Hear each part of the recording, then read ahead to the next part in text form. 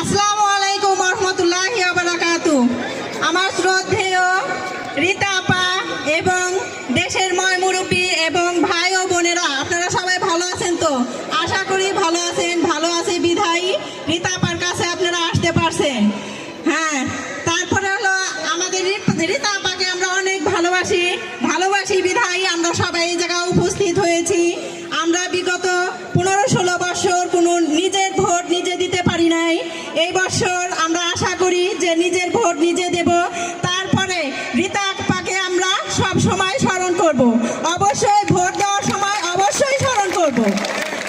মুন্নু কাকা আমাদের অনেক ভালো একটা মানুষ ছিল, যে সময় সে জীবিত ছিল আমাদের দেশে সে আসছে, অনেক উন্নতির কাজ করছে।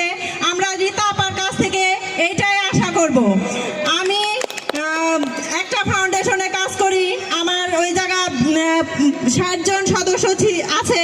60 জন সদস্যের ফ্যামিলি থেকেও ওই রীতা আপাকেই চায়, ঠিক আছে? আমার সদস্যরাও এই জায়গা আসছে।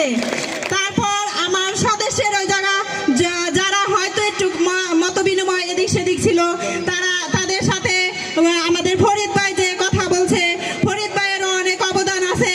আবার আমার শ্বশুর শামসুল আলম যে কোরআন তেলাওয়াত করলো, সে আমার শ্বশুর।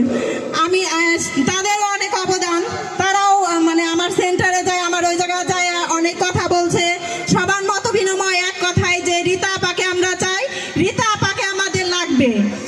তারপরে শেষ কথা হলো, আমি আমাদের আপাত দেখছি যে আসার সময় রাস্তাঘাটের একটু অসুবিধা। রাস্তাঘাটটা রীতা আপা যদি নির্বাচনের পর একটু খেয়াল করে, এটা আমরা অনেক মানে উপকৃত হব। তারপর মনে থাকে না।